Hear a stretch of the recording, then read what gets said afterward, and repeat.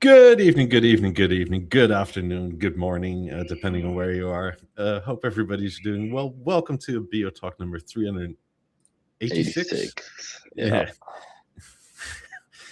Uh, It's just another number at this point, bro. yeah, we keep Another going. Sunday spent well.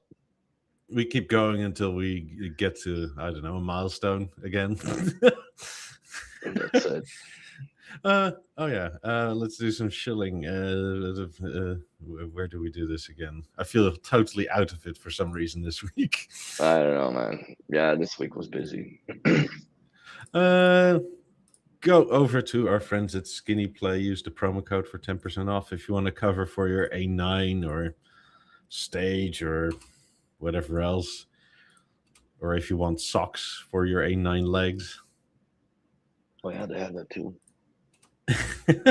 I will always remember the video of John putting the socks on. One size fits all. it it was it was so uh not safe for work. I put them on. Oh, yeah. The good old podcast times. Yeah. We have our friends over at Tigrino Studio also with a promo code for 10% off. So buy yourself some aluminium covers for your not A9 for your Beolab 8s or 28s or your theater, or buy yourself a stand. Their stands are quite nice. Not as expensive as the B&O ones, so that might be nice. They're just as good quality. Yeah, I mean, or if you want to put your BSM2 on the stand, right? Which is also, I don't think B&O actually sells that. No, they don't. It sucks because I think they should. I mean, especially now that anything Mozart can be paired as a speaker attached to just about anything. hmm So there's that. We have Steve. Steve's open again if you need cables. Sweet. I don't have a promo code, but Steve's a friend, so go buy the best cables for B&O from soundsheavenly.com or .co.uk, whichever you prefer. We have buymeacoffee.com/BeoWilly. Yay. Oh, shit. This is our super chat for the foreseeable future because it works better. It's not a big a cut as YouTube does because YouTube takes like 40% or something. I think these people, it's like either 2 or 5%, I don't remember. but it's essentially just a transaction, Yeah. which is much nicer. Yeah. So there's that. Yeah, that's about it. If you have a question on our topic, a coffee to Willie will do the trick, and we'll do our best to answer it within legalities and to our abilities. So there's There that. we go. How was your week? Busy, man. We're doing a huge pre-wire for a huge house, I guess. Hence the huge pre-wire. So lots of drilling. Good time. There's a lot of drilling, a lot of cable pulling, but plus we're doing the full homework system, so we're taking the keypad side of things where electrician was there doing his side, running the loads to certain places. But yeah, other than that, not much new. Dropped my girlfriend off this morning at the airport, and that's it. All right, well, that's So yeah, good. these are a collection of photos that, like, some of them are my jobs, and most of them are B&O wallpapers that back in the day when I had time to download stuff off of the ROS and format it properly. I did that in Photoshop. Also, when Photoshop was free in a way, if you knew how to get around it. Yeah, back in those days, it was a lot easier to Make it fix free. that. To subscribe yourself. So yeah, it was fun times.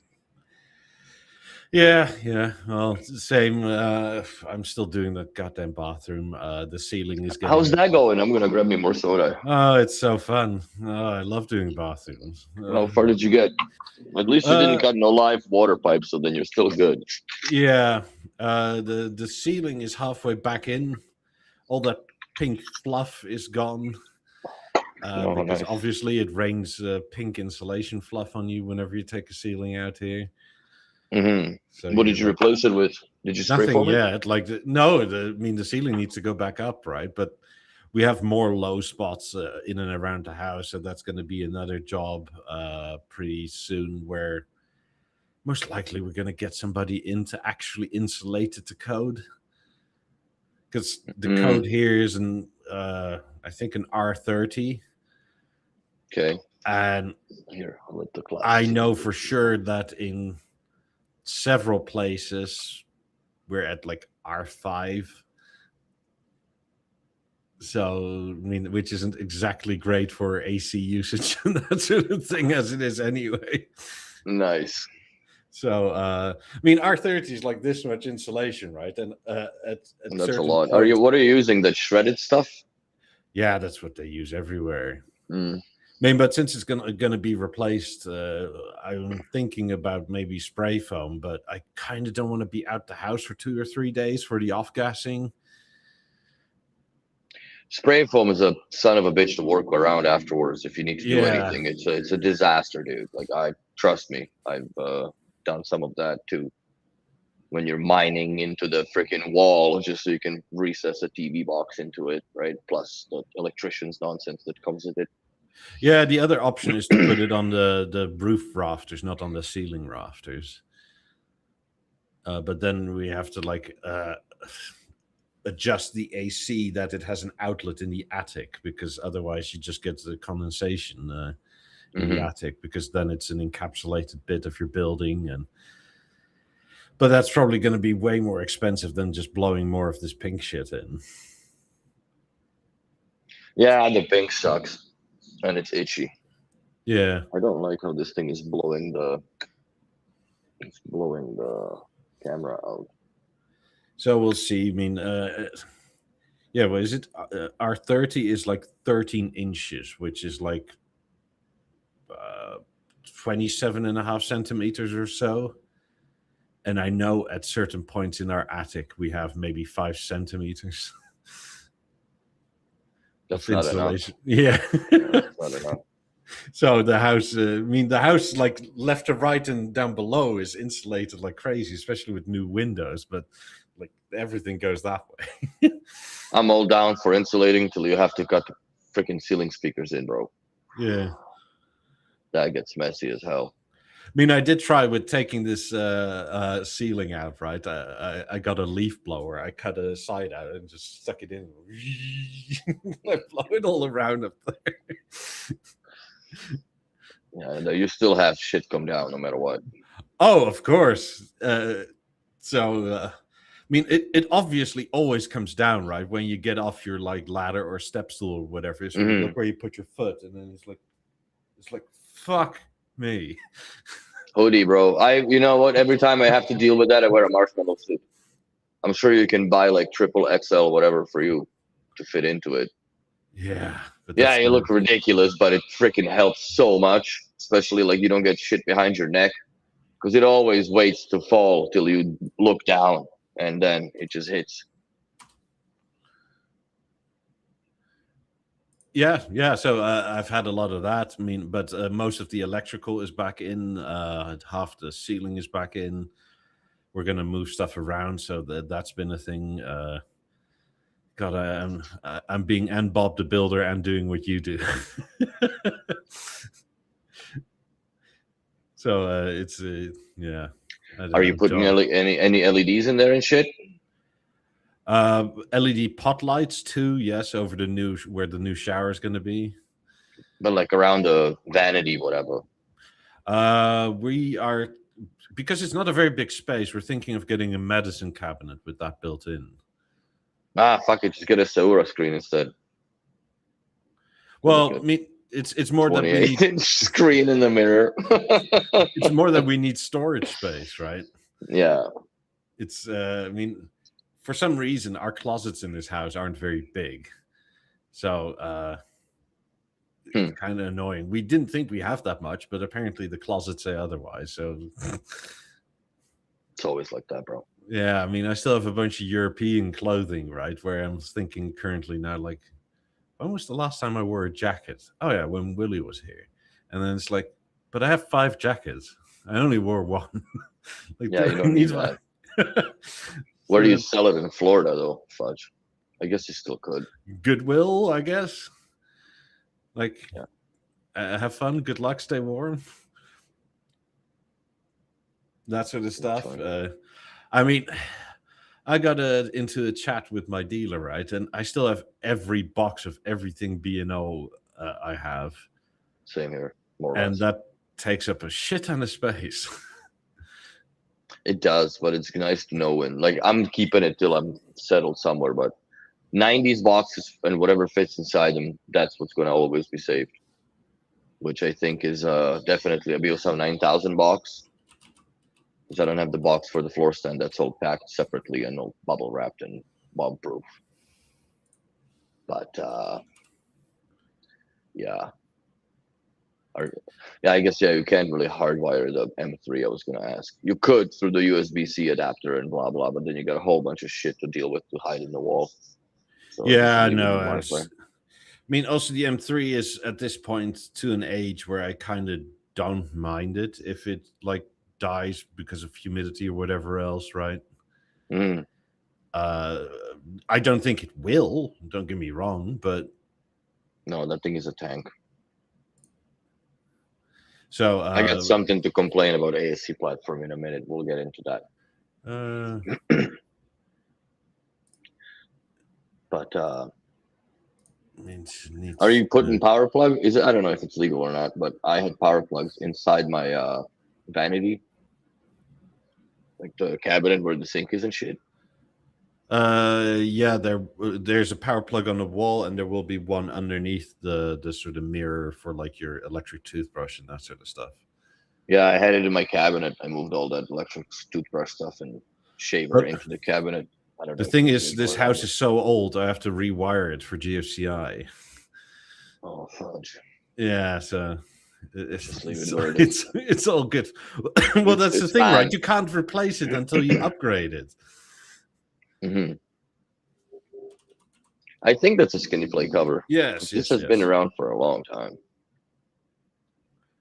But Skinny Play, you can put any custom image on any cover you want, and they'll make it for you. Exactly. So, I mean, go and do that if you like whomever, right? David Bowie, Queen, Rolling Stones, whatever. No parking. Yeah. I would put that. If you have it in the garage, I would just put like Audi parking only and wall mounted. Yeah. Pictures of Willie's face. Oh, for They'll God's do sakes! that. I was just waiting when that was gonna come. I was just waiting when that was gonna come. Like, oh boy. So, yeah. I mean, they do it for the shape too. Mm-hmm. So you can make your whole like shape art thingy with it. I mean, if you're an up and coming family, or maybe you have, I don't know, 2, 3 kids, right? If you have a big shape like Henrik, I could see him going that way and just putting a bunch of family pictures on the shape. Mm-hmm. Like that's a much nicer way of sort of displaying your pictures, right? Than Yes. You can still change them around, but yeah. Also, it's dual function. Like you're not like just hanging your walls full of shit that you may not like. mm-hmm. Or the colors change, whatever. Yeah. So Yeah, there's that. But yeah, bathroom stuff is. I mean, I could put in ceilings there, but kind of like why? I mean, as per usual, right? Like I had to get a new extractor fan because our old one was really rattly and really old. Like I think it was original, so it was from like 1982 or something like that. Oh shit!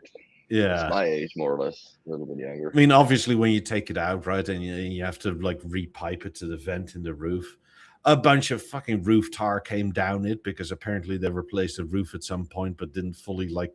Just leaked in. Yeah, like literally Oh, bits of like roof tiles with nails through them and stuff came down. oh, Like, what fudge. the hell?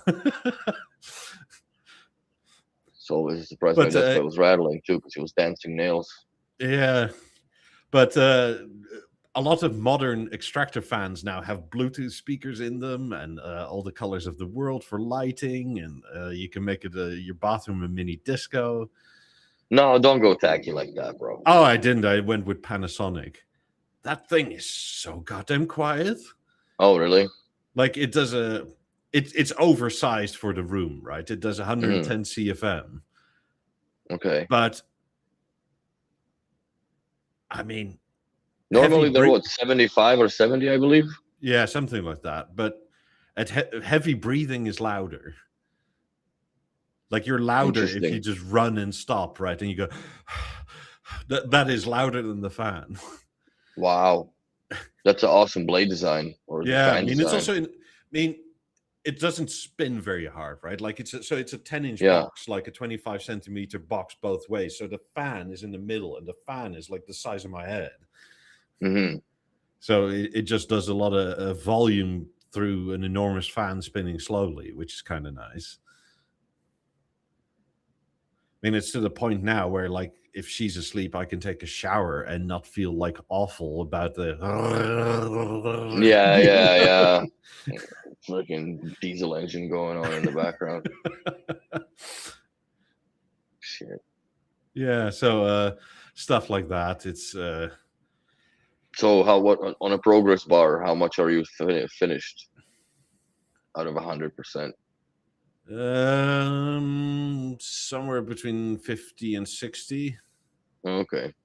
The real reason why it's low is after the ceiling is closed up, I have to get to digging out a shit ton of concrete to relay all the waste pipes.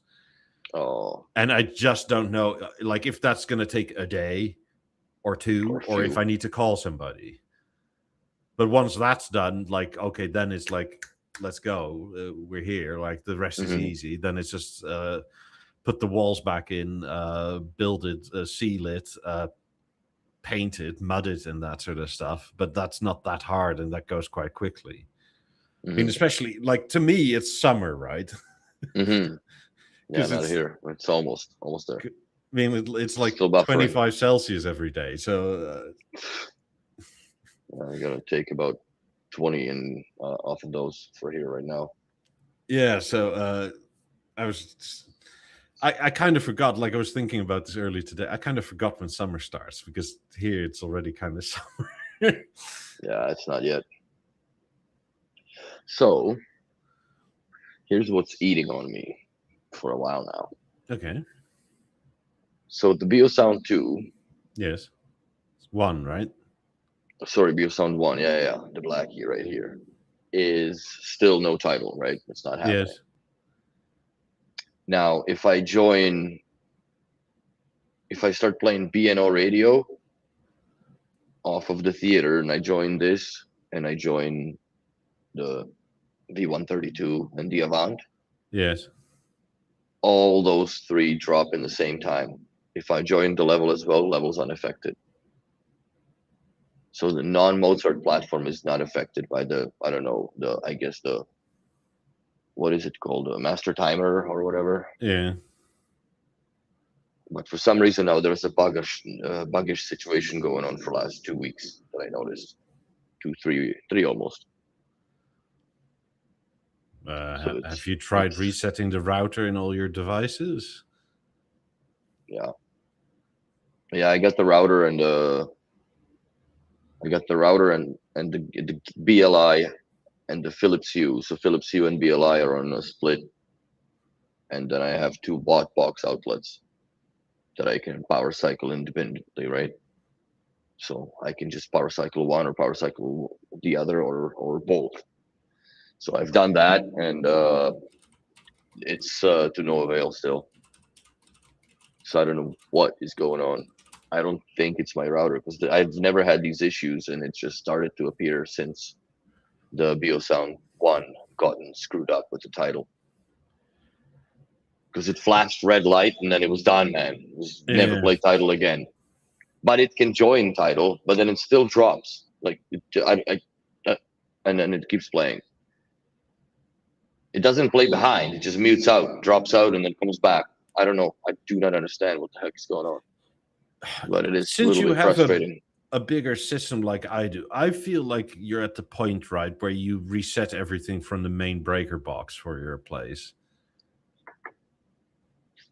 Not necessarily. Like everything is basically plugged into here, and the other side. There's just two power. That's it. Oh no, I understand, right? But like just power cycle literally everything that could potentially throw a spanner in the wrench. Any device that's in there, any Avant, you name it, right? Yeah, I could do it with the breakers. That's no problem. Because sometimes when I have issues, right, I just go to the garage because that's where my breaker box is. Just Like fucking that's whack, better whack. than like all these fucking plugs everywhere. It's like I'll Yeah, fix the that's true. clocks. That's quicker. Like the oven and microwave clock, right? Like that's the only two clocks that actually. I wish there was a way to integrate the watt box into the BLI, because then I would put watt box even, on I don't know if I put it on the 90s though. I think I would bypass that, but I would put a watt box on into the theater to have a panel and the theater itself independently power cyclable. Because sometimes the panel gets all messed up. Yeah.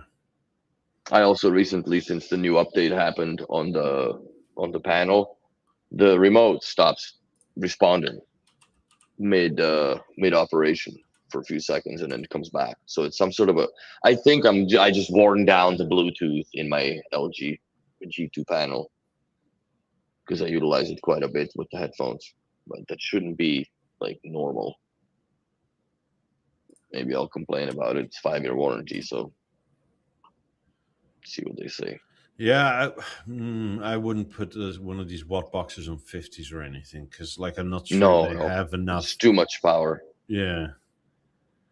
But for shit like that, for the TV beside, I mean, the whatever runs behind the TV, like that's how we did in St. Regis. We did watt boxes behind every panel for, like the Apple TV, the router that is there, and the fucking Samsung box because they're frames. And I think that was it. Some had a little more audio extractor if there was a need for power, or we had put additional stuff like these Zigbee repeaters, which also is a lot of fun. Freaking, I don't understand why. Like they make these little tiny transmitter things, right? And then the fucking AC adapter, right? Like why? Why are we doing that? And it's just there's nowhere to plug it, and there's some dickheads that do it like this way, right? The prongs are this way, so it eats two plugs, or you have to hang it off the back end of the power bar if you have the spare one, if it's not already occupied by another nonsense like that. Oh, anyways, that's just a daily occurrence, I guess. But yeah, I have that for certain things here as well, right? Where Mhm. like, especially since some plugs are directional,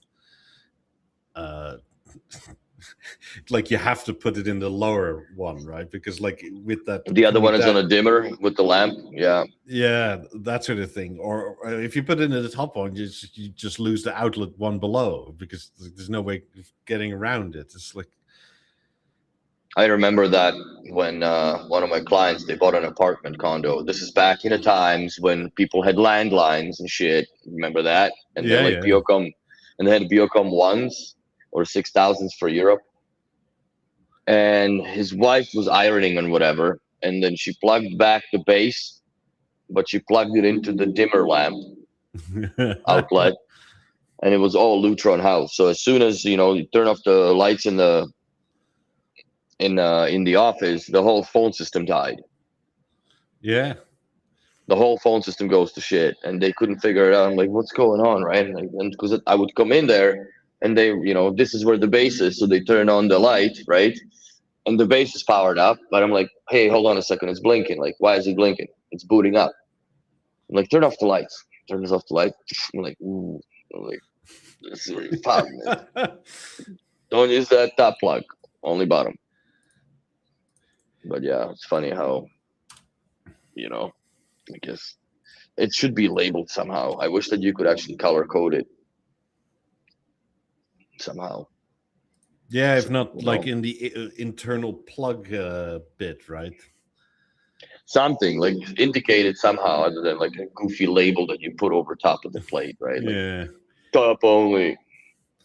I had to replace so many fuses for dimmers, right? Because back in the day, my dad had a cleaning lady, and she didn't know where all the dimmers were because it's not her house, right? The vacuum plug in the dimmer, vacuum, just poof in the wall. I was like,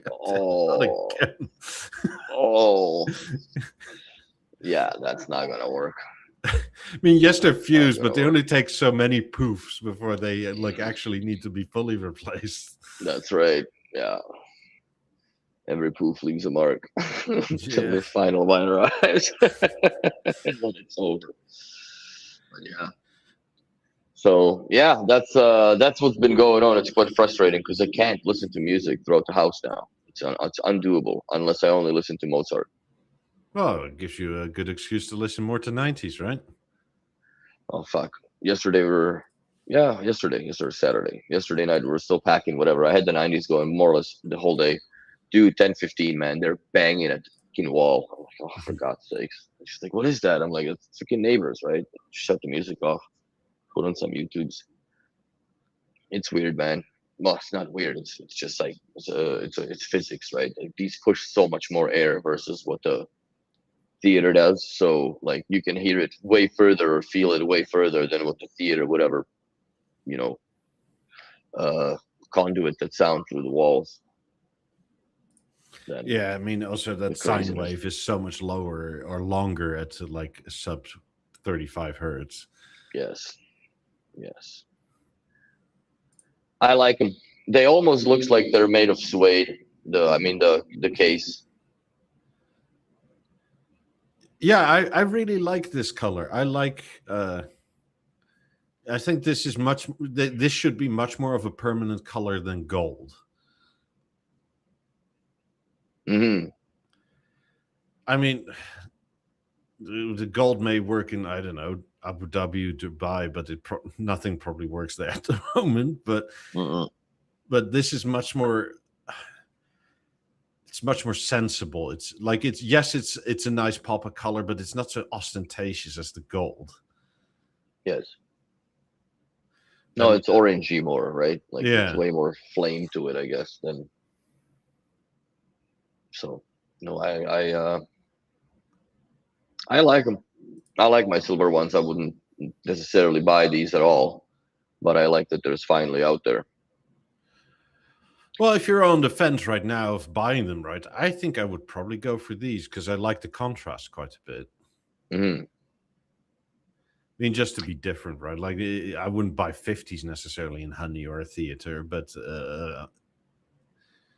like little things here and there. I appreciate the effort. I'd probably go for the anthracite if I were to go for like a Plan B or a secondary pair of those. It's funny because like going between EXs and the grays, it's really interesting how much easier and more intuitive they are to control versus the EXs. When you just press and hold for volume up and whatnot, where you just tap on your ear. I don't like it when you switch it to the headphone because it's too much, especially with the memory foam tips, which for anybody that's still asking, it's the Apple Pro or AirPods Pro 2 and 1, I guess. But yeah, the new Pros don't work.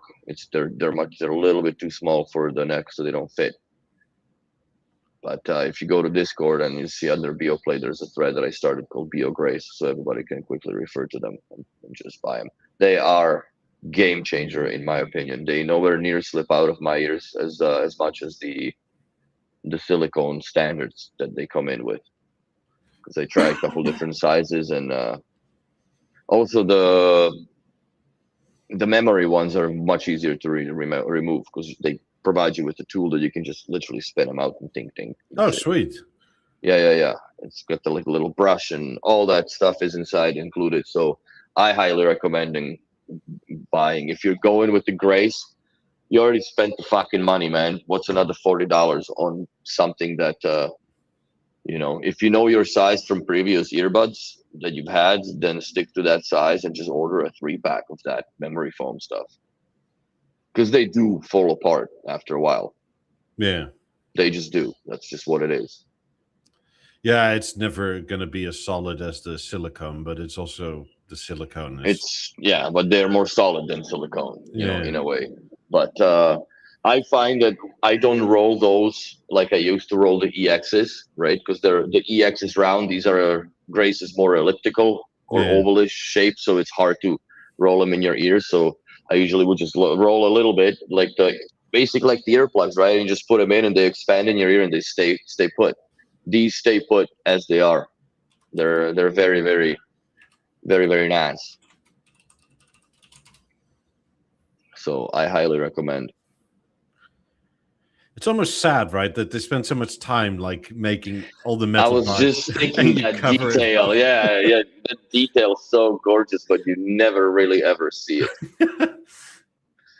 So, but yeah, unless you change your earbuds all the time.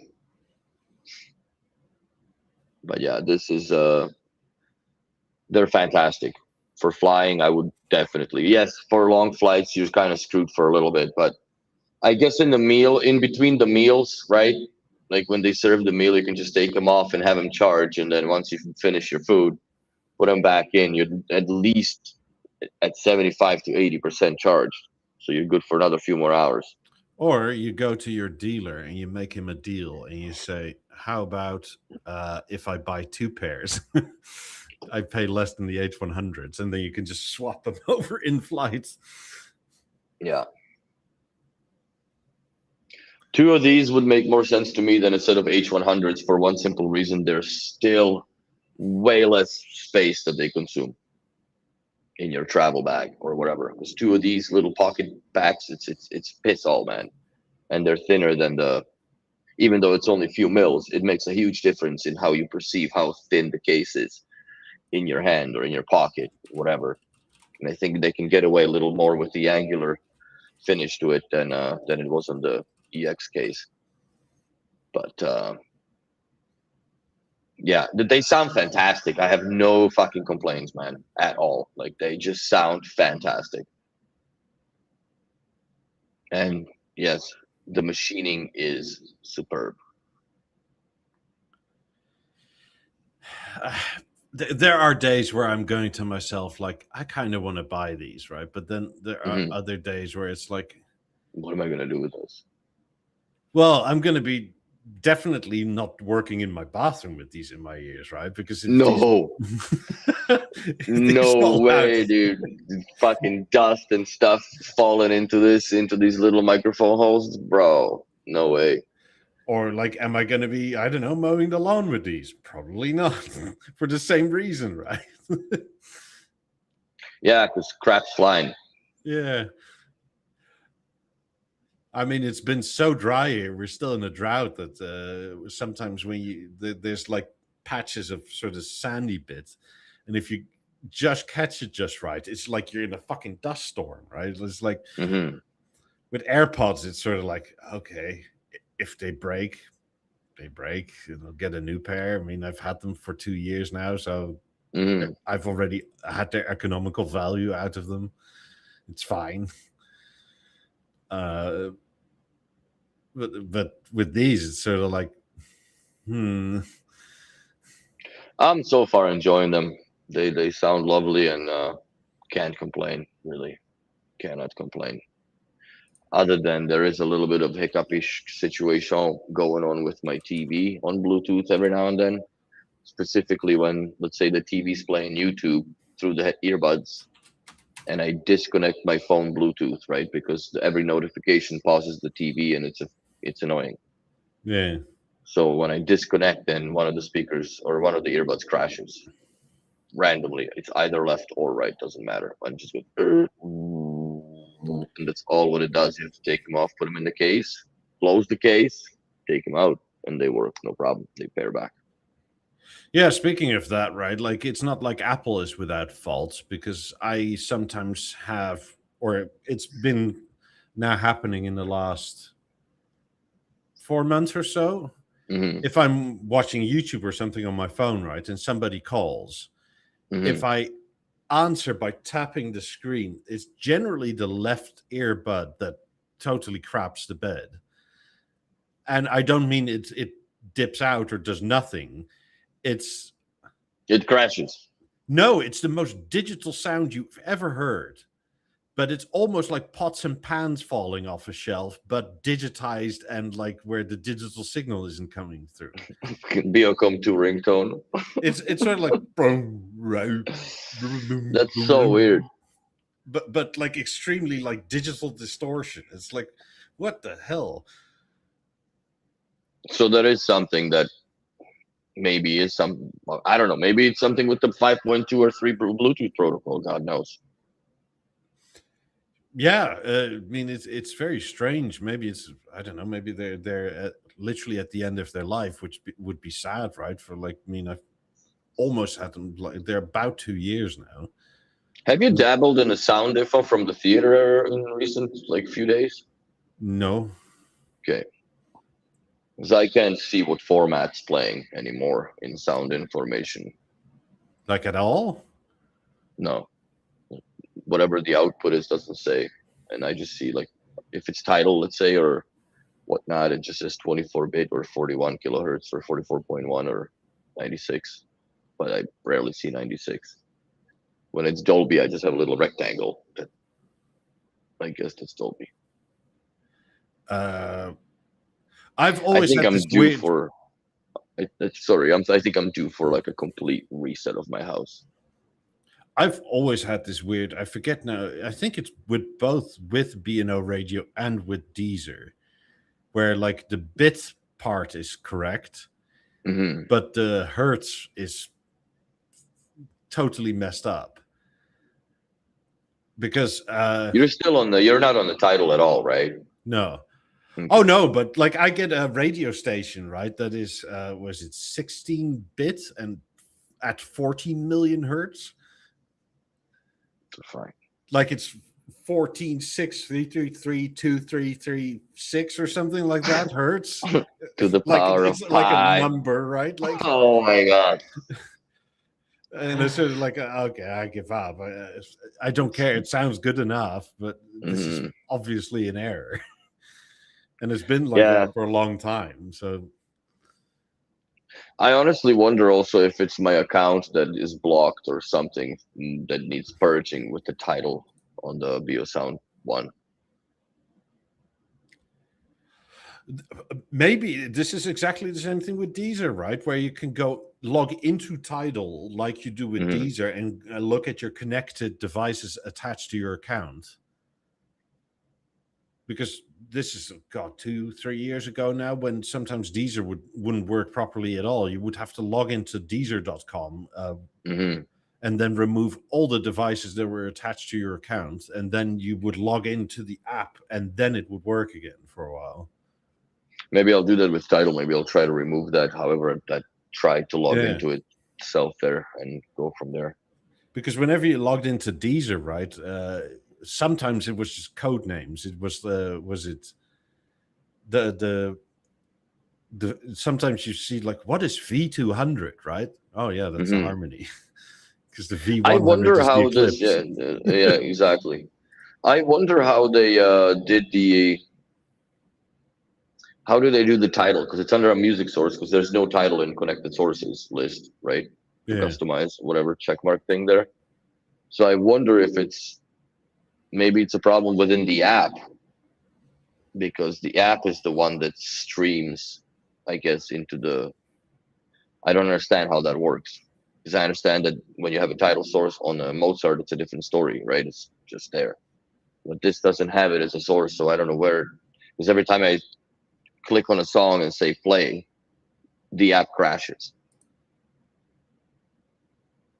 So I don't know who else in the classroom has the same problem, but I'm very, very interested in seeing if anybody Is there a way comes of across. hard resetting the app, or like deleting it and reinstalling it? I've uninstalled the app completely, purged all of it from the, like Yeah. memory and cache and whatever, and yeah, it didn't help. Nothing else is issues. It's just that, and plus the lag now, which is new. Sunit says, I don't get why B&O releases the graces in different colors at different times. They should give people color choice from the start. Not surprised if the reasoning is production time related. It's not so much production time, it's production line related. Like they make a shit ton of one color, right? And then the next color. But if you start waiting for the last color to come through, like you're 6 months later than your original time is going to be. And the first batch is going to be sitting there forever. Also, if you've been around B&O more than 2-3 years, then you would know that that's just how they roll, man. They announce something and they completely underestimate the popularity of it and undersell it. And it's the same as Premiere. It's the same as fucking Grace, Harmony, Theater. What was it that, like? Well, the level wasn't really, nobody was dying for it, but Stage as well. That was another one that was very reasonably priced when it came out, and there was just lack of it. Yeah. So it's just they're notorious for that. That they underestimate the fact that they can actually produce it or sell it. Sorry, and the production. Then they're trying to catch up, right? Which sort of tames the flame of passion for, you want to get that color, but do you want to wait 3-4 months, or you just want to settle for silver? And yeah, for a lot of big releases, right? If you're not there within the first week or two, then it's a 3-4 month wait, which is really annoying. I mean, the same with these, right? I think they made enough to go 2 or 3 pair to every dealer in the world, and that was it. Yeah. Like, yeah, I was okay, on the waiting list for my Grace too. Still, like, yeah, it's just like the first 2 customers can buy one essentially at every dealer, right? And that's it. It's like, okay. But I guess they're trying to go for that exclusivity, right? So like I can just say exactly what I just said. Yeah, I had to be on the waiting list for him to get my pair, and I was. So it's just what it is. Yeah, it's just I don't know. And I guess that's how they build up that perceived value is better or more, right? Because you have to wait for it, and so on and so forth. I mean, it's a bit silly in a way. They're supposed to be black, Bio Grace. Sunit, thank you for the dono. Much appreciated. Very much appreciated. But yeah. Let's get to we'll get to Matthias thereafter. Sunit has a question. My Premiere randomly reboots itself while listening to music. I have it set to static IP. Can't figure out why it does it. Just started happening recently. Any ideas? Maybe this is going to sound really, really stupid, right? But check if the power plug is fully seated.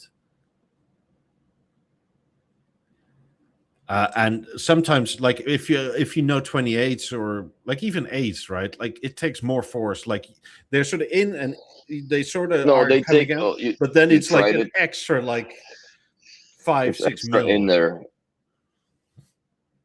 What source exactly are you playing when that reboots?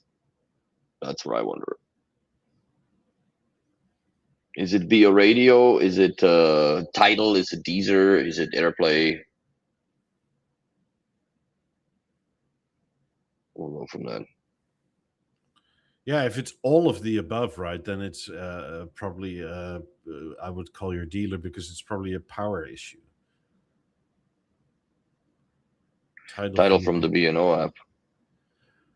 But is it rebooting itself to the point of where the light starts flashing orange, or is Tidal just dropping out and comes back? Yeah, that's my question too. The Premiere does log reasons for the reboot, but we can't see that as end users. But you can definitely send logs to HQ and through the app and let them know and tell your dealer when that happened. Yeah, monitor the time that you did that, so they can just, it's easier for them to pinpoint it. Because once it sends a log, I think it just dumps like a serious log on them Yeah, to go through. it just reboots and then the light flashes white. Interesting. That's very strange. I would, if I'm putting on the hat of a dealer or diagnoser, right? I would ask you, does this happen when you do Tidal through AirPlay, or Are you some? listening to it loud? I just wonder, like, if are you stressing the speaker? Because it could be just that the power supply maybe have some issue. That at some point of time the load is too much and it's too hot for whatever reason, because there's a malfunctioning part, and it just reboots on you to cools itself off. But usually when there's overheating, that there would be a red light flashing that letting you know that there's a critical hardware error. And I think slow pulsing normally means that its product is overheated. But if you have nothing connected to it, quite honestly, I know it's like fucking doing exorcism and stuff, but reset it to factory 35. That's nothing, man. I would just reset it to factory settings 3 times in a row manually. Yeah. Like, just hold the arrows down, forward and back. Hold it down, and as soon as it comes back 10, orange 15 to look for a seconds. network, and fucking hit her again, dude. And do it 3 times in a row, and that should clear up whatever. Because there are things that even the theater tends to memorize against, the I've had it with factory reset 28s as command. well. Yeah. Yeah, I've had it with 8s. I've had it like every Mozart speaker, especially level the Gen 1 with the googly voice in it was that one. I had some serious issues to the point where, like, the only way that I could reset the Google voice assistant was to put the fucking thing in a storage mode or battery storage mode. So you have to hold the power button for 20 seconds without it being plugged into mains. And then you put the little nipple back on, juice it up, and then you have to reset up the Google Home thing, and then it works. So there's been a whole bunch, but I would honestly do a triple reset on it, manual. Don't even put it back on the network. Just do triple reset. Don't even let it see the network. As soon as the light is orange that she's ready to be paired, whatever, just hit it 3 times in a row. Delete it from the app as well before. Yes, and delete it from the app. Telling you experiencing technical issues. Yeah. I mean, I've had with 28s, right, where you reset it once and then it's like it goes to like, what's your Wi-Fi password? You reset it again and then it remembers your Wi-Fi password. It's like, or comes back with the same product name instead of the whatever _ serial number, right? It's still like, no, this isn't like what I was resetting my BeoSound 1. I'm like, no, this is not kitchen no more. It should be BeoSound under 1 _ whatever the number is. Take a screenshot of it. Yeah, I was just gonna say. Take a screenshot of the well, I guess the levels, whatever, but at least the distances you'll have, because then you can just rerun the levels. I don't know if you have a spare phone or you do have a little sonar stick there to measure it with. Also, my Apple TV 4K has started occasionally dropping the dialogue from the video content. Just the background audio track plays. To fix it, seem to have to power cycle the Premiere in the Apple TV 4K. Very annoying. Do you have to redo both? Because then it's a handshake issue over CEC most likely, and that's probably down to the Apple TV. I would disable control receiver in the settings of the Apple TV over HDMI. Like, disable the receiver controller. Because then it talks a whole bunch of shit to what it shouldn't be doing, and then you have issues. I mean, that seems like a CEC handshake issue where if, like, I don't think you should need to reset it, like unplug it and plug it back in on the HDMI side should be plenty. Because then it looks for and it'll say a device connected, right, on the Premiere and on the screen. Uh, it shouldn't happen. It's strange. I mean, I've had this happen before, but this is so long ago that it was definitely not an Apple TV 4K. So I don't remember what I did to fix it, but it also wasn't persistent. It was like once or twice. Disable. I think control receiver should be off instead of on. Yeah. Or a control AV receiver, I guess it's called. But yeah, there is a setting inside. I think it's either under audio or the HDMI. I don't know which one, or not the video, I guess. But I know it's somewhere in the regular settings. It's not in the general settings, but it's in those in the main page. You have to go in and you'll find it, I'm sure. But make sure that that's turned off, because I've had, even with the stage back in the yesteryears of time when it was new, that people had fucking Apple TV turned on at 2 a.m. on its own, right? And when you have a 77-inch Avant come on at the middle of the night with the Apple screen menu, that's not fun. So yeah, I think that setting is more meant for like Denon and Marantz type receivers, where yeah, but it messes with stuff too.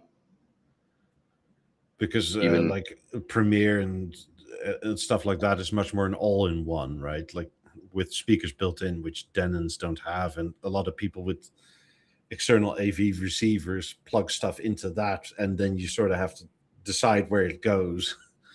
mm-hmm.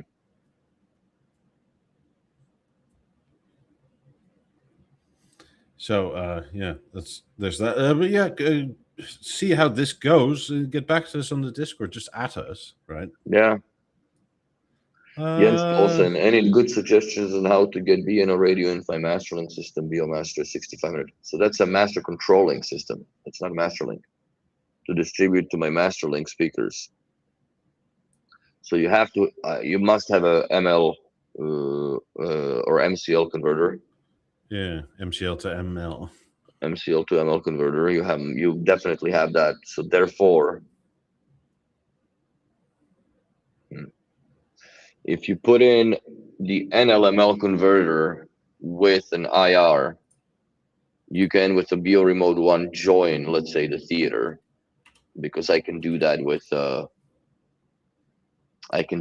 my I have an Essence here as well, Mark II, which is even, well, this is around the same time era basically, and it works. Same thing, like I can join theater playing Beo radio with my Moment, also works. But you cannot start that source from the other side. It has to be initiated on the theater.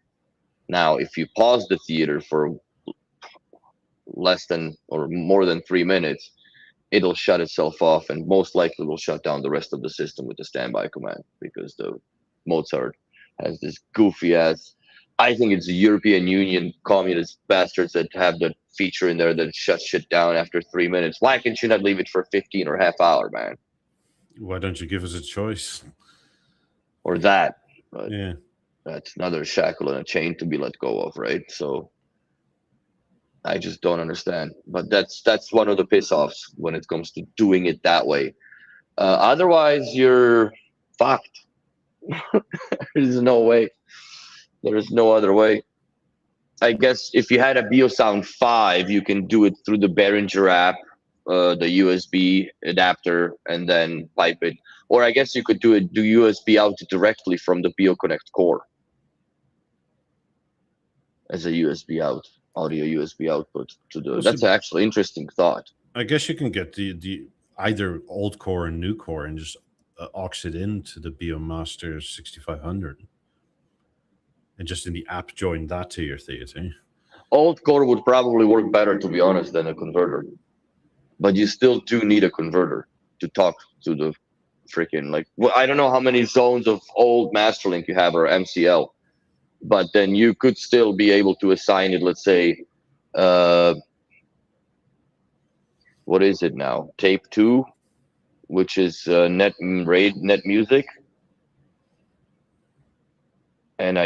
And phono is a net radio. So those phono or tape 2, you could actually tie them into the ML or NLML converter that would be connected to your MCL converters, like fucking cables, and it's just starting to get interesting. And then you put that NLML converter on the network. You set it up with either Tape 2 or Phono or Net Music, Net Radio. I think Net Music. No, I think. Shit. What would I do? No, I would do Phono and Tape 2. Depends on if you have it on the Beo Remote one or Beo Force or not.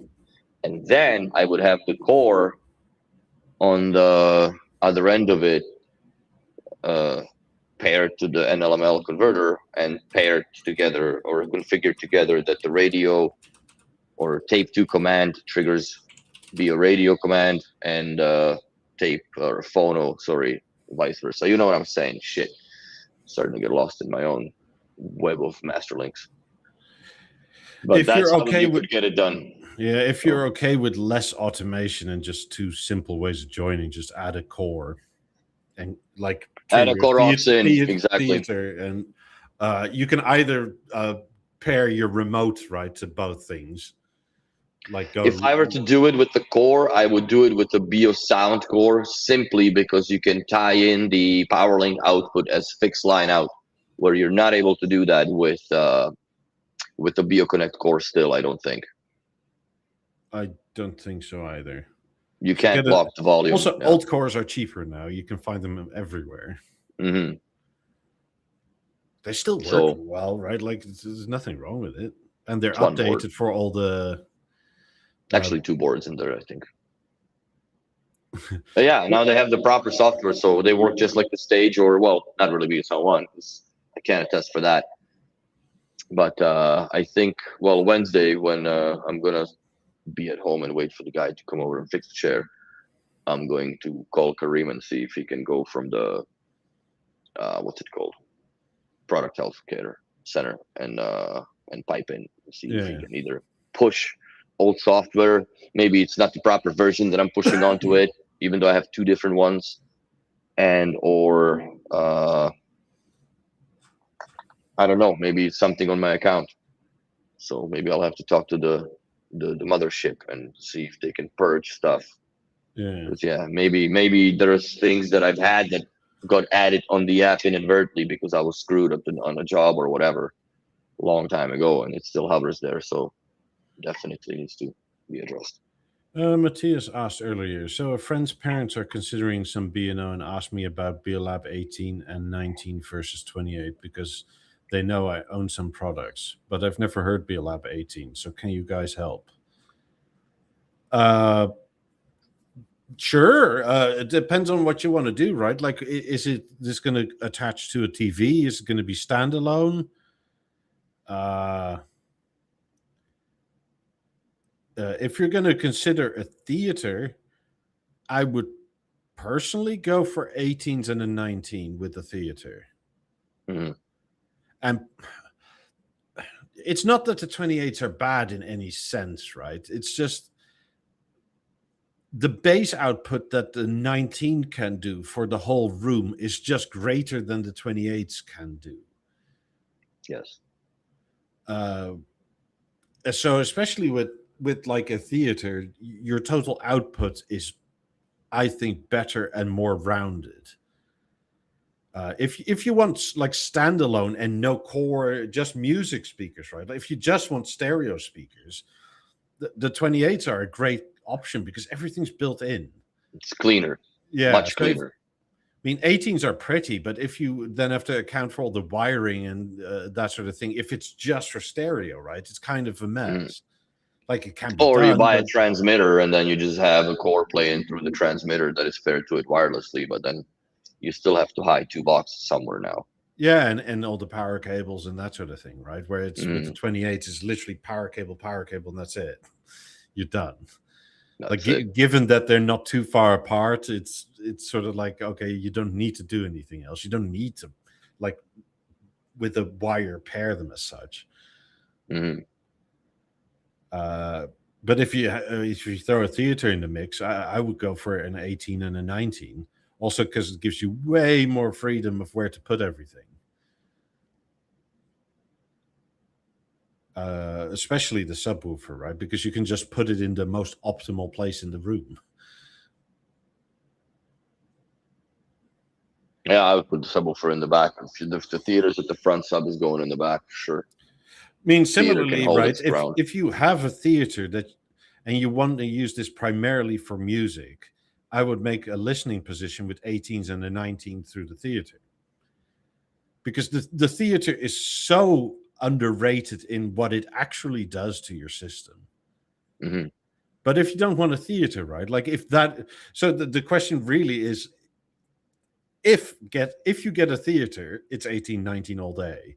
If you do not, then it's 28. Like the question is actually more like, it's not so much 18s or 28s, it's more like theater or not. That's a main building block nowadays, in my opinion. Unless you're really just a 2-channel guy, the theater, even Premiere, which is more or less the secondary building block, I guess, or yeah, I mean, starter one. The Mozart platform in the theater addresses the 18s in such a way that they get a significant performance uplift, and that you can do proper bass management through it, right? So you get the 19 for movies, but also for music. The 19 is a pretty like musical subwoofer. Mm-hmm. So just through the sheer fact of potentially having a theater, even if you only use that for music, you're still going to quote unquote win with 18s and the 19 because you have the theater. But if it's not there, then I would definitely say go for 28s. Yeah. So upsell them on the theater, right? Because it's a nice viewing experience for sure. It'll be, as soon as you have the theater, you'll have a system that does everything. It doesn't really matter what you want to do, film or music, or somewhere in between.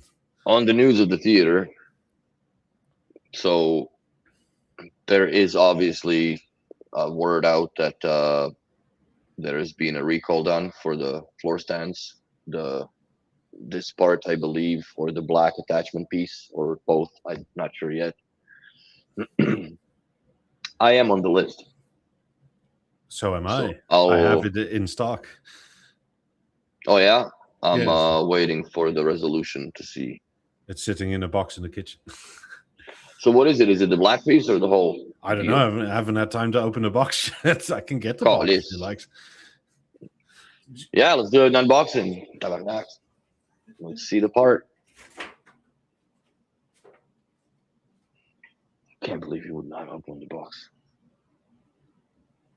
So, y'all excited? So I'm actually excited. It sucks because to take this apart is going to be not a fun event. That's for damn sure. And then realigning it back again, because I'm sure the stand is going to move once we dismantle it. I don't know. Maybe not. Maybe not. But it's always stressful to deal with that theater, especially there's two screws that are too close. The ones that install the stand understand what I'm talking about. You have to have the elbow Allen key to get inside without any damage. I also have a little socks that I put on the side of the edges, like here when I turn the Allen key, so I don't scuff up or literally mar the corners of that floor stand bracket. Let's see. Stuff gets moved and nobody tells you. I am very interested. What's that about the theater stand? There has been a recall made for the theater floor stand part that Mikey is just about to crack open because he's already gotten his. And the dealer should reach out to you based on your serial number. So if you don't get called, you're fine. If you get called, then they will. Yeah, it is the entire fucking thing. Yeah. So. Oh, nice. And they put exactly what I was talking about. The rubber sleeves on sides, so you don't get up with the screws when you're putting the screws in. Yeah. So it is the entire assembly. Yes. Call this, man. I gotta take apart my goddamn fucking TV. Same. I'm not looking forward to it at all. Oh, shut your fucking hole. You have what? Just the theater to take off of it.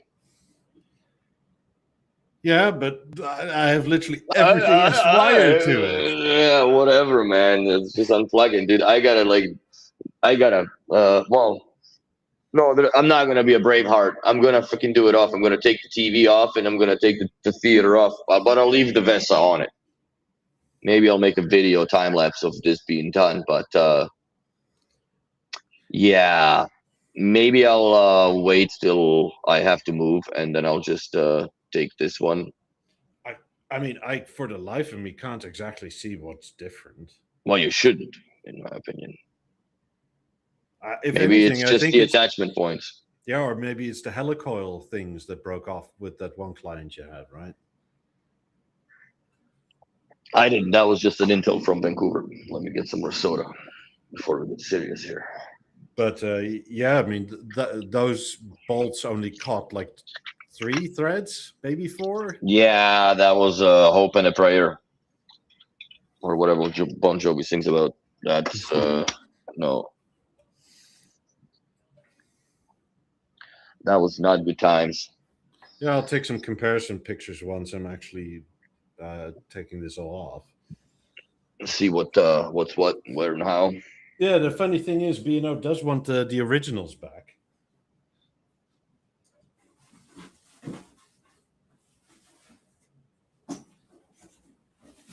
So I was asked to send the original stand plate thing back. I did check my screws. I know that sounds funny, but I did check my screws on the theater stand a while back, and I did tighten a couple of them. Because even here, yes, I have 90s, bro, but I can't afford to listen to them because I have neighbors that have very thin ears. So I listen to the theater 95% of the time on its own, with the 18s to the side, like they have to do something with it when I'm sitting in the kitchen. But yeah, so I wonder if that's exactly what it is, that it's just loose, and maybe it's just. What if they just put fucking Loctite in there, and now they're replacing the whole bit? We'll see. I'll let us all know once I take the other one off. Casey Vera says the official explanation, quote, the stands failed on standalone setups. They weren't using external speakers because the theater product such a significant bass on its own. The vibrations eventually rattled the component loose. I agree. I wonder what else it does to the fucking G2 panel that I have up above it. Because that's a lot of vibe. Will come loose, yes, eventually. That's a lot of vibing. I'm sure that those TVs were never meant to be in that much of a vibrational stress, being meant to hang on the wall, more or less, right? Or on an articulated wall bracket, whatever, where there is nothing moving other than whatever is inside the TV for a speaker, which is very little. We all know that. I mean, the theater is a fucking powerhouse. Oh yeah. Oh yeah. I mean, the size of speakers that's in there is insane. Like it's crazy that it all fits. Mm-hmm. Sunitas theater with 420 with 4 8s or with 2 28s and 2 8s. If the latter, would you put 8s as rear heights? Just curious, and from my understanding, no. If you have a 5.0 setup, I would just keep it standard 5.0. Yes. Go with the 8s all the way, man. Even if you're gonna go later with the heights, go with the 8s again. Keep it all equal. It'll sound great. I mean, if there is no other place than to put them, right, where it's like a space constraint, sure, put them as rear heights. That's fine. But like if you are in a slightly more optimal situation, I wouldn't. I would just keep it 5.0 to begin with, and then expand from there if you want to or not. That's up to you. I mean, the other question more so is if would you go from 5.0 to 7.0 or 7.1 or to 5.0.2? And there I would say I would go from 5.0 to 5.0.2. As in, I think you the height, surround heights add much more than 7.0 does. Hmm. in most situations. I would agree. Because like more sound this way, right? At some point, so like if you have it set up properly, you already have this sound. So like another speaker there doesn't add as much as another speaker there, because you pull the whole envelope of envelopment up. Yes, physically, not just Yeah. software wise. The theater does 5.0.2 from memory. Yeah, but at the end of the day, in all being said and done, in reality, it's a three-way speaker. It's a center, left, and right. Like whatever you assign those other goofy channels for, unless you use virtual channels, which then most of that is done psychoacoustically on a binaural principle that they use, but that's all done through stereo channels, anyways. So if you have Dolby Atmos and whatever, I guess if they're employed in it, yes, they do, but they're not doing a lot in the back. They're doing a lot in the front. So if you have the rear heights, then you assign the front little diddlers inside here for front heights, and that you have the bubble basically not just from one side of the room, but now it goes like this, right? Yeah. Where your sweet spot is more or less where my head is, I guess, when I'm illustrating that. So that's what that does. And also, if you put the subwoofer to the back of the room, there's enough power inside the theater that just they balance themselves out more or less the bass guitar strings theory, as Jeff Martin would explain. The whole Yeah, room in unison. it's like we're literally talking about a tent, right? Because you lay a tent out and that's like Hmm. 5.0 or 5.1 or 7.1, and then you put the sticks in, and that's the Atmos, where like all Pretty of a sudden much. it's a dome. So that's yeah, that's the best analogy to it. But the rear heights are important. You know, if you can't afford to go, like I can't because I have, you know, ceiling that is concrete exposed.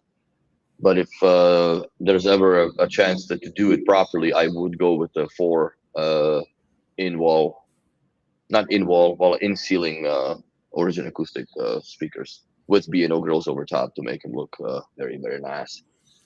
Yeah, or get And another set of Beoplay Forest that you love, right? And just hang them all over the ceiling, like front and rear. that's not a bad idea too, because that they don't really do much anyways up top, but they just as far as the bass response, right? Like they Yeah. bring the effects and spacious, you know, perception. But Look, at the end of the day, with 90s up front, not much is going to do much of bass anyway, right? no, no, I no. mean, the only thing that sort of will pull its weight is 50s, but then you need 90s front and 50s rear. But okay. But That on its anything own, the else, like, imaging is insane. yeah, but even But 28s are so outmatched, right? Like 28s don't do much of bass if you have 90s fronts. oh no, no, they're mid-range highs. That's all they do. Yeah. They cross over maybe, if even, at 120 hertz. Yeah, they I guess by default, unless you cross them over at something else. I mean, the drivers in the in the 90s, right? Are what as a have a 2x radius for the bass versus 28. Mhm. So in terms How of often do I watch movies? I don't watch movies on my 90s at all, recent or lately, because I don't want to deal with fucking neighbors. I listen to music every now and then, but usually during the day when I get home early and it's too bright for a movie. well, when it's And legal. quite honestly, it's hard to find a movie that is worth watching nowadays. That's one of the biggest problems that I have. So yeah, I haven't really watched anything on the 90s for a while, but I might just one of those nights hook up the Oppo player to it and watch me a Blu-ray with one of my 1080p that I have in the olden days. Yeah, it's just honestly, it's a lot of money in a system that plays YouTube videos without commercials because I'm subscribed. So y'all should subscribe too. Well, look, you did it more often in your old apartment where like you weren't Yes. constantly impeding your neighbor's life, right?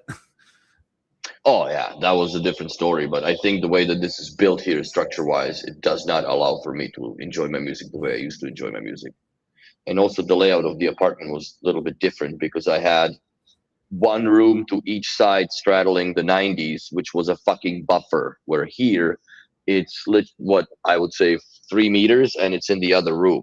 And these things move a lot of air, dude. They move a lot of fucking air. And for some reason, even the way that this is set up acoustically here, which is nowhere near ideal because I have two huge glass windows that let all the bass out. So by default, the speakers compensate for that in the measurements, and there's a lot of bass turbulence right in my kitchen. Like it's a lot. Like I can feel that on the wall when I'm playing music, which directly transfers to their whatever Hail Mary or a cross of Jesus Christ hanging on the wall above their heads, right? He's alive. And yeah, he comes dancing down. So that's why I'm sure I brought the Jesus off the cross a couple times in there because yesterday they banged on the walls pretty hard. So yeah, it's that's the only downside of the 90s, that if you are living in a place that is not very well constructed. And now it's a lesson for me too. Now if I'm going to look for a place, I'm going to look for a 2-bedroom apartment that is more or less two rooms are straddling the living room. Therefore, I have enough buffer space to actually, mitigate the bass response that comes out of it, because at the end of the day, physics is physics. 20 hertz sine wave takes 8.26 meters away from the fucking driver, which is a lot of distance into another people's unit. I mean, you may become fortunate, right? Where like a lot of apartments or whatever you're going to rent down in Miami is ground level single story. There are quite a lot of those around where maybe something's attached, but it usually is like living room, kitchen, bedroom, then the other one. Mm-hmm. So at that point, right, you only have one neighbor 2 rooms away, and you're on the ground Yeah. floor, so nobody below you. Yeah, that's a plus. Because yeah, for me that was also another one of the prerequisites, that I had to have them on the ground floor, because there's no way I'm gonna fucking deal with these speakers and stuff all the way through the floors and shit. No way. Stairs, forget it. But yeah, Yeah, that's the I guess the drawback with when you're living with such large speakers. And the worst part about that experience is, I guess, that you don't realize how loud you fucking have it, because it just sounds so even and nice, and it's just loud, right? Like it's just like, let's see, and you look at the app, and holy fuck, I'm cooking 65, and then fuck, switch the music off. yeah. This is where I'm kind of happy where I live, right? Because I don't have that issue anymore. No. I didn't really in my last apartment, but I also very much searched that place out for its structure. And then we redid the whole thing, right? And we put a double thick floor in, where like you normally put a subfloor in that like takes 10 dB out or something. Our Mm-hmm. floor came to like minus 34. Which is what you need when you knew that in future you're gonna end up with 2 pairs of 50s and fucking 17s sprinkled Yeah. throughout. And I mean, yeah. I literally had enough signal where I could like I would close my front door, walk around in the halls of the building, right, see where I could hear my own setup at what volume, and that way, right, never ever go over this because people will notice. Yeah, I did that in the old apartment too, because I was able to go and check the unit. Yeah. When I was looking, I was moving directly below myself from 6th to 7th, or from 7th to 6th floor. That's a long story, a long time ago. It's on the podcast. It's documented. But yeah, when I was there, I obviously connected to my own Wi-Fi, right? So fucking Yes. just juice the 90s to see how far. Like at 80, you could start to hear the bass, which Yeah. is not bad. The 5s is way faster than that, because they fire downwards. It's just bad news. It's bad news bear. 5s are no good for apartments, especially when they're like curtain wall built, because then they just carry you throughout the entire structure.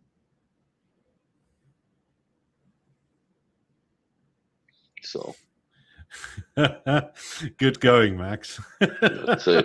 Did an hour or two at max yesterday night in the BeoLab 2s and 28s. What were you drinking? Because there's no way that you can just sit there with a glass of water He's and young. He juice did and one of music. these ear drinking challenges. Oh, Numb is it that up. what's cool now? Is that I don't know. I don't follow what's cool on TikTok. Like Apparently, numb those snails in your ear up a bit before you put that much violence through. oh my god, that's funny. I think Eric and Matthias more or less are saying something in the same vein. Did anybody see Andrew Robinson's video with suggestions for B&O to innovate? Yes. And Matthias said you guys should make a list of products you want B&O to make. I mean, for me, the first things that come to mind, right, is like the first two things is two remotes. Like, why don't we have a new version of this that I can dot all over the house?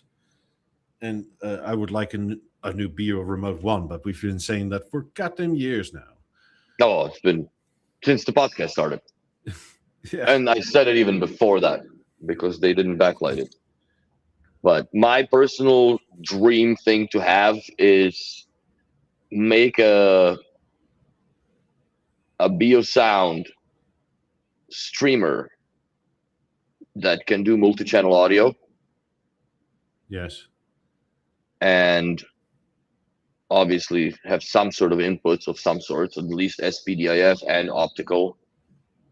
You know, I wouldn't bother with the HDMI because I don't know, it wouldn't be some sort of like a type of moment thing, but you know, something that you can walk up to, maybe a portable screen interface, but have it open to all the streaming services that are currently available.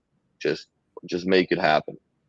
And do either a revision or natively build an app for that product that can control.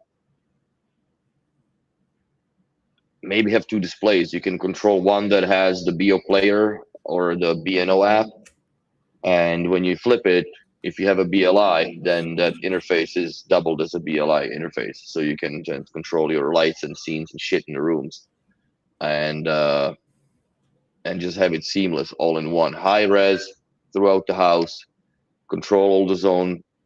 I think that's something that that we would need. We needed that for a long time ago, since the BeoSound 5, because the moment didn't really catch on. They underpowered it, and it was a good idea. I had a great time with it when it was first fresh and new, but it kind of died off in the fame, and you know, the battery issues swelling up and whatever else have you. That kind of put a nail in the coffin to it. Also, that they didn't really build it on neither ASC or the old platform that they had. They just built it on something completely fresh, and the software and the hardware wasn't really that fast on it. So also they used a crap screen. But I think if they go with something that is OLED, like an iPad-ish looking screen, you know, maybe don't round the corners so it doesn't look like an iPad. Would be something that I think would sell. People wouldn't mind having a streamer that just does high-end audio. Yeah, I mean, one of our members on the Discord made a Mozart home control app, and it's in the App Store. So, I mean, there's already third-party interface that people are even doing. Though he's also a Beo deity, so people within B&O are seeing the use of this. It's, I guess they just have to convince management of it. App has a lot of potential, but still I find it cumbersome when you go to your tracks in Tidal. You have to go to the heart, then the tracks, then pick a track. Same with Deezer, right? There's so many steps. And if you, for some reason, need to go back out to change something on a different product, you got to go back on the top, because in an Android phone, when you press back, it just closes the app down. And you open it and it's still the same place. So you still have to close all the windows or tabs and tap away all the way to the front to, let's say, change your speaker position or or go to the linked tab and increase, decrease volume on certain zone.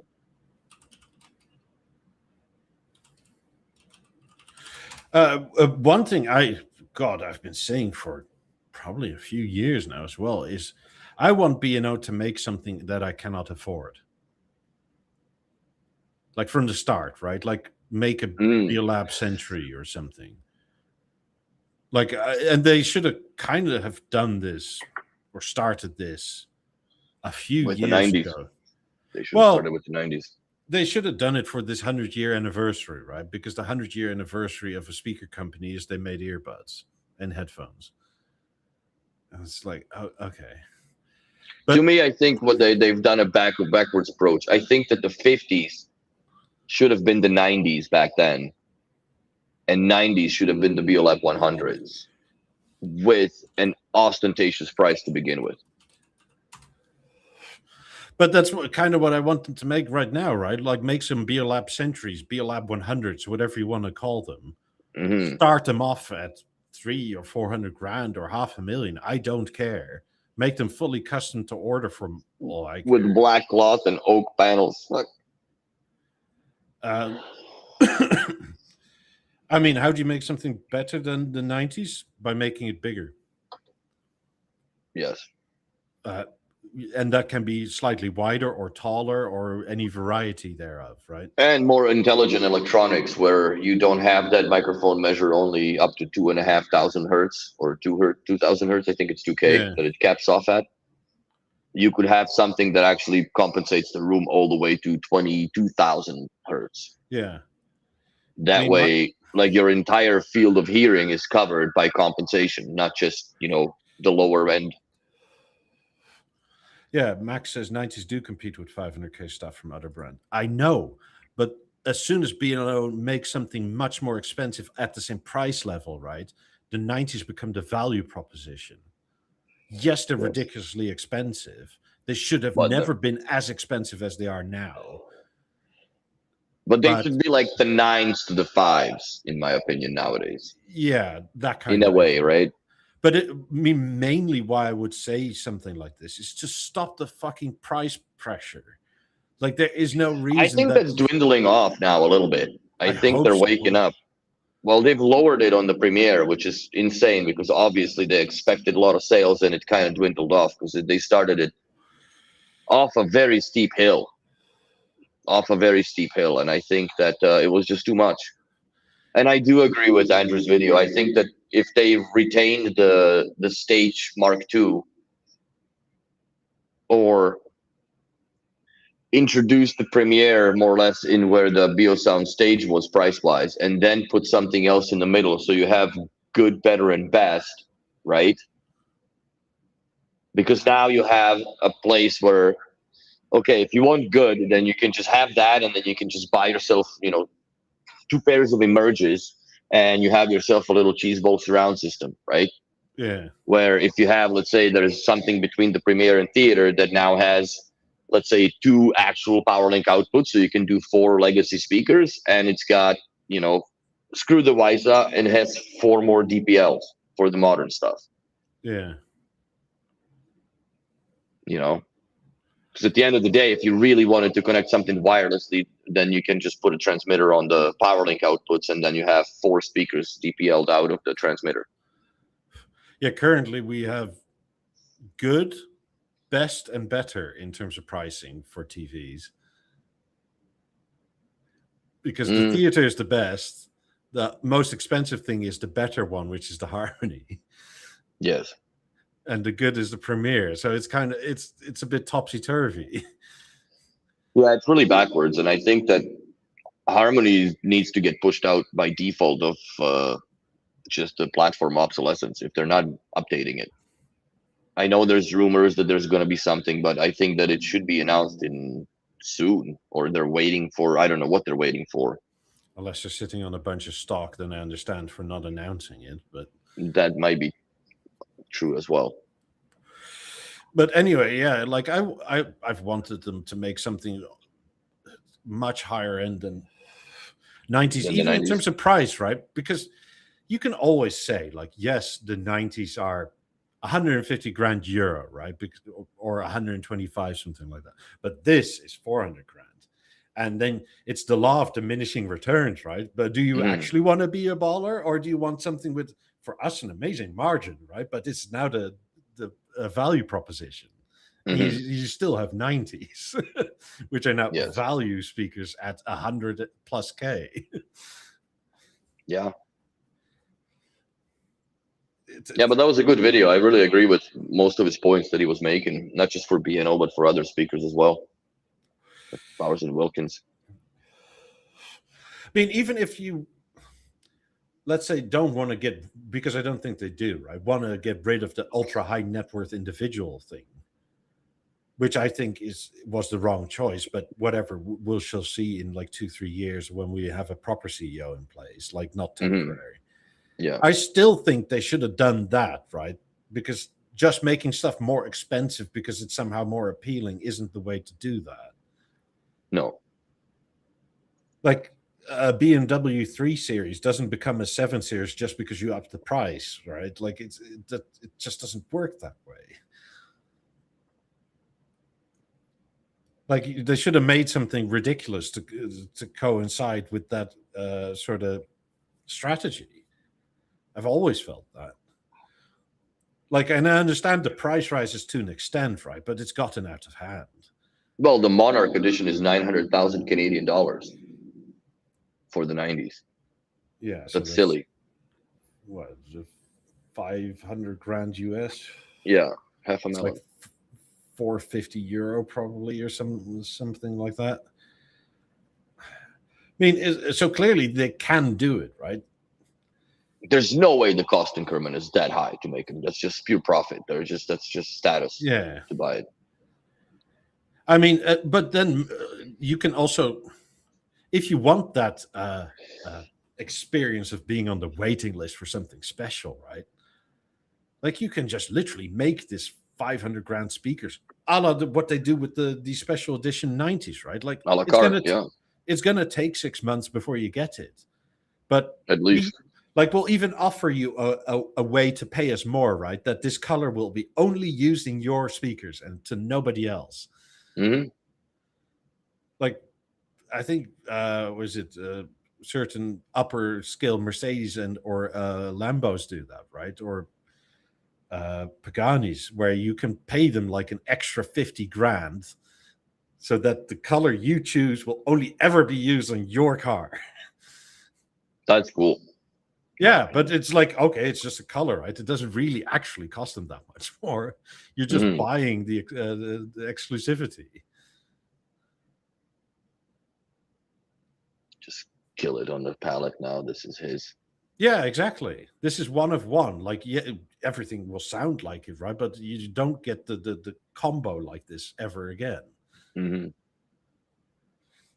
that to me sounds like an easy way to make it exclusive by it actually being exclusive. Yeah. It's yeah, I don't know. I think they still need a, exclusivity or not. I think that in their portfolio they need something that is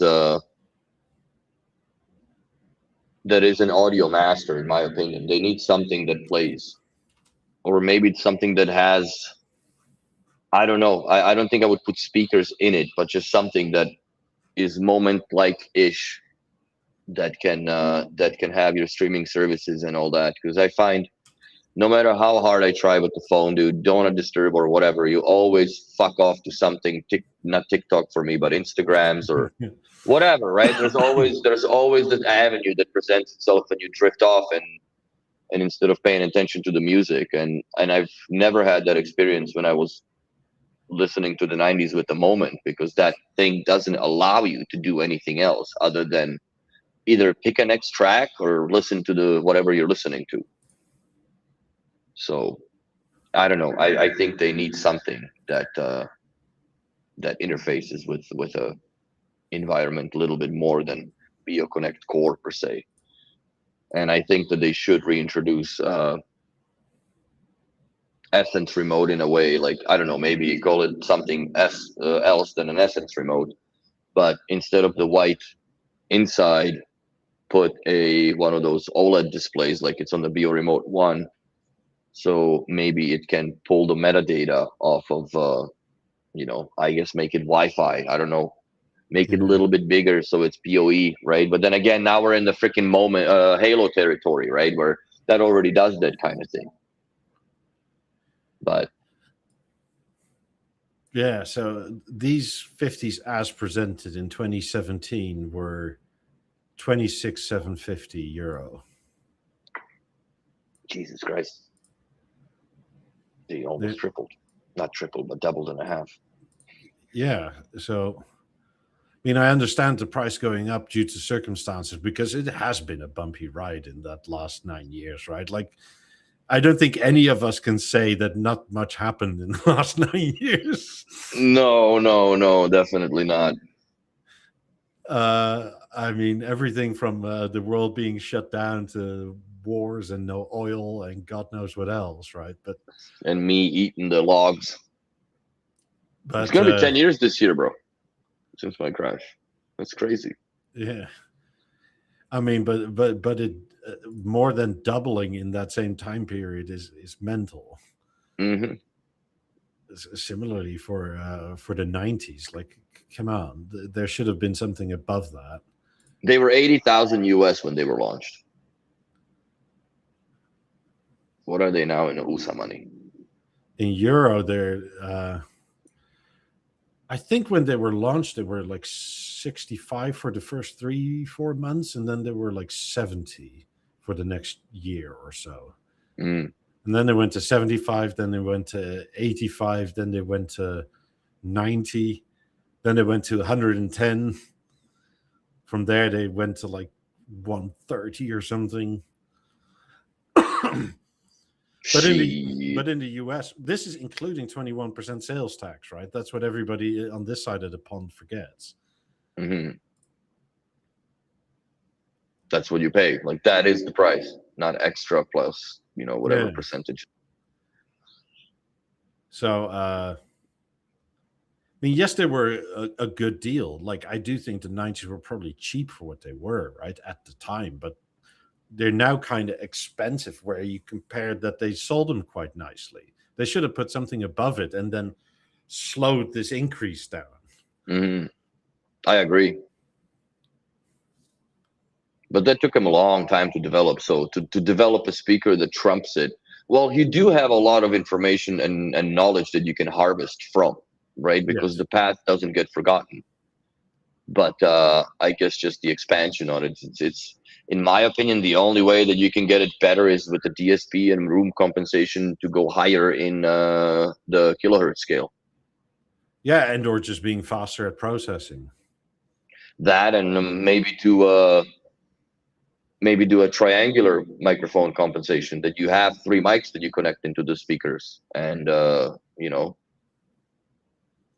Yeah, I mean, in terms of tech, there's a lot of way you can go. I mean, that's before you even add any sort of speaker to it. I mean, Jeff was saying, like, you can make them better on the low end by adding more of the big drivers, right? Mm-hmm. And if you're okay with making them bigger one way or another, that is definitely doable. I mean, there may even be enough uptick in material science where it doesn't need to be like cast aluminium. I think the problem that you're starting to play with a lot is the ability to actually fit this through the door. So then, if they're past, say, width of 32 inches, then you're limited to who you can actually sell them to, which is, I guess, a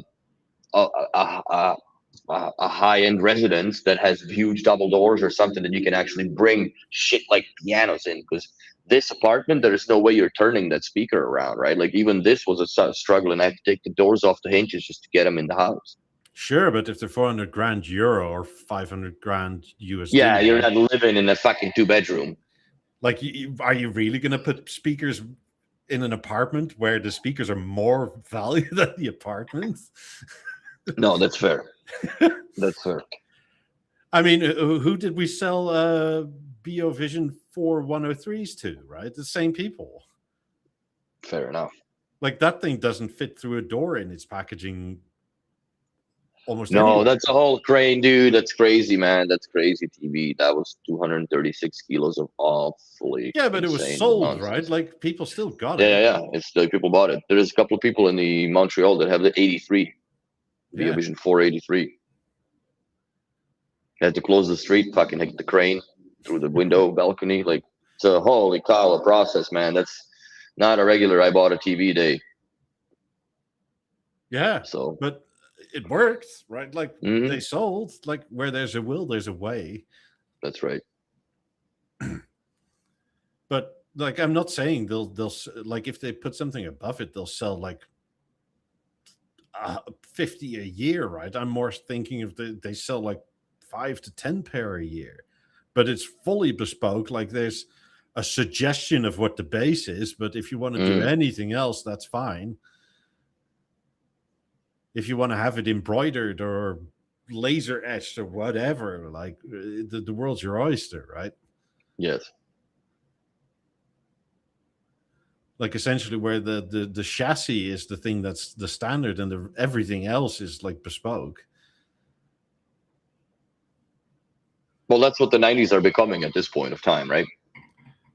Yeah, but I just don't think they ever should have been that.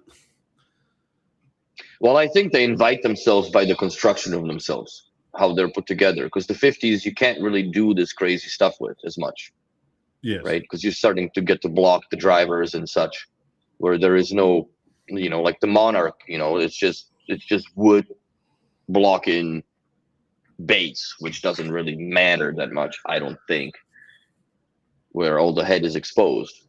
Where 50s, they're less inviting to customization or more profound customization than what it is now. Max thinking of proper spy shit. Well, it's called a fluid sweet spot, right? That was supposed to be in your phone and tracking you and whatnot. And you know what? I think that feature would get old for me, as at least as fast as the head tracking ability in the Grace and the H100s. That's just fucked up. It doesn't really work for me. When you turn away from the TV and now it's behind you, type of thing, right? I'm like, I get it, but I don't think it in any rationale it makes any sense, because if I'm listening to podcasts, why would I care that I turned around now and like I'm pretending to listen to it from the TV? Why the fuck would I just not listen to it from the TV? I'm having headphones because I can't really hear the dang on TV. I mean, if they were to do something like that, they can get back into the business of making B&O watches as they did back in the day, right? And That's so cool. the trackers in your wrist, like not on your phone, but on something you actually wear all the time. Well, I could just make an app for the Apple Watch or Samsung Watch, I guess, or Android or Apple platform, right? Either A's. And because there was an Apple Watch, I believe, for Samsung, but it's just like kind of cool. Didn't really have much other than sunset, whatever, shows time. But I think that it would be great if they made at least an app for each at this point, one for BLI and one for the B&O control. Yeah. Because that would also be much easier to have your, like if you have an Apple Watch and you just tap around and change your music per se, which you could do anyways nowadays. But like if you're doing it within the B&O environment, especially when you're in home, right? You just fuck this track, right? So you can just tap it and go away instead of looking for a Bio Remote one or unlocking your phone and so on and so forth. Also, they should reintroduce widgets. They should definitely reintroduce widgets that work, and please on Android as well. I know that we're the orphanage when it comes to the everything else, but I would really appreciate that. Even with the BLI, like there are features that I'm not able to do because I have an Android phone, but I could do it on my girlfriend's Apple phone, right? Yeah. Like being able to choose radio stations from the list doesn't exist, or browse your playlist on Deezer or Tidal doesn't exist on Android. So there are things that there's definitely improvements to be done or be made. I don't know how much of a focus they're actually paying or given into on the BLI side or the automation, or if that's just more or less for the high net worth individuals, and it's really unspoken secret between people of regular kind, I guess. To me, it very feels like they vacillate, right? Like certain months out of the year, they sort of go like, "Fuck chemo, we want to do it all ourselves and have it in the app," and then other months, it's like, "I can't believe it's so much work. Hmm. Let's forget about it." But BLI is a great idea. It was a great idea since 2008 when it started, or even earlier, I believe 2007 when Henrik Thorp Nielsen built it, and it was amazing then. It's amazing now. You can do a lot more with it. For some reason, my cameras don't want to show up on it anymore, but that's besides the point. It works like a charm, especially for when you forget to turn shit off, or you know you have somebody that doesn't turn shit off, then you can do it yourself. Next, you needed to do dishes for you. No, I think I would never go that far. I would never go that far as like putting Wi-Fi or network controlled shower heads that you don't have hot and cold knob. It's just a little knob, that wheel, I guess, that you can turn to whatever. But then you can have your own presets, so whatever temperature you like to shower in every time, then you don't have to look for it anymore, I guess, between the dials. Which I don't know. You just remember the position, in my opinion, where your shit is, and then it just that same water comes out, unless you have issues with your hot water tank Well, or pressure. we essentially never change the temperature at all. Like we just like flick it out, right? Like it, that's all it does. Like yes, you can set it all sorts of ways, but it's literally you pull it out and that's it. How did Willie? How did you get the hand towel, B&O hand towel? So the hand towel, I guess I haven't repeated that story in a long time, but the hand towel is it was a housewarming present for my mom, but it was more or less for Christmas that I got it, and she took one of my business cards, which I had a B&O logo in, and she went to a store that she bought these towel sets and went to the store and tell them to basically they extrapolated the B&O logo. I'm sure that they found it on Google and just put it on. And she had them embroidered, and yeah, I think they're 10 years old now, at least 9 or 10 years old. So yeah, I got them for Christmas for my mom. She made them custom. And since then, I've never seen the towels that have black rim around them, because I would have bought more and put the B&O on them as well. But I do use them. They're not just one of those that don't touch towels. So that's the story of how the B&O towels ended up on my rack. Yeah.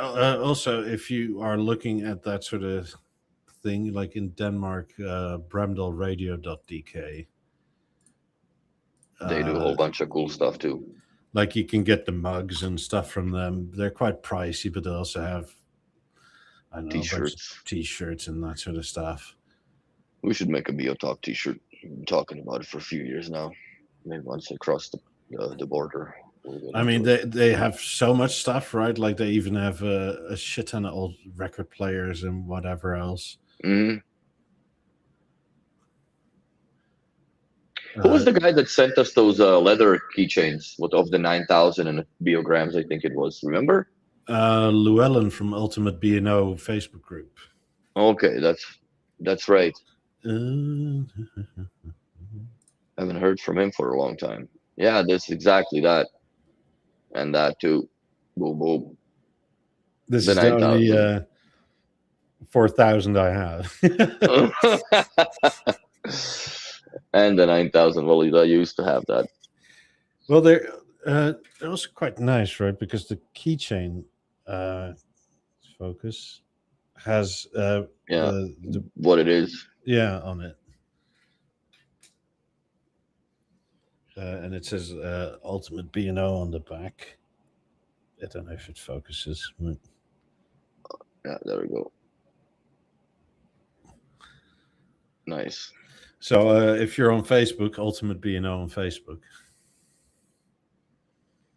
Go get yourself some. I think they still have them. I'm not sure, but yeah, those are the mementos. Yeah, it's like actual leather too. Yeah. Should start a museum with all the stuff I got that says B&O on it. Well, some B&O plates.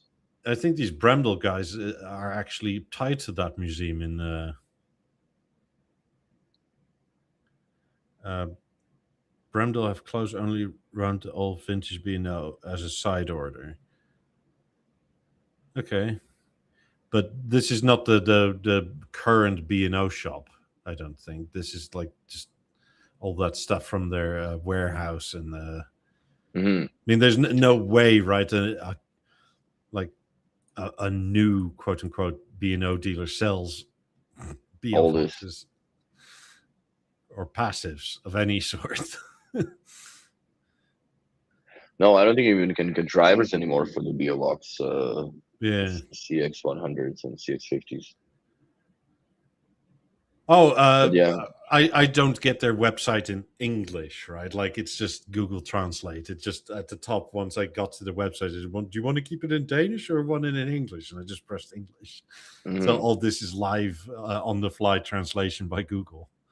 Yeah, I remember getting an email about it, Killer Fly. I know that I've seen it in my inbox somewhere that the Bremdol audio was closing. That they had I guess a blowout sale and whatnot. It was too bad. Even the great ones fall sometimes. I don't think it was falling. I think they ran out of energy Old and B&O. desire, and it was including B&O pushing of like, oh, your showroom is not up to snuff, right? Like, why aren't you Hmm. spending another 300 grand on this? Yeah. And they're sort of like, okay, we're out. Good luck. Yeah, it's kind of sad, but like from the corporate standpoint, it makes sense that every showroom should look alike to the other showroom from B&O. But then again, B&O is not as cold as Apple per se, or Samsung Store, or any other ones that Nespresso. I think that B&O shops, in my opinion, require a little bit of character just based on the history of products that there are in, especially with the products that are there are or the stores that are opened carry also vintage stuff, right? Like you could afford to go with something a little more retro-y, where you have your stuff from the last 2-3 decades that you're selling.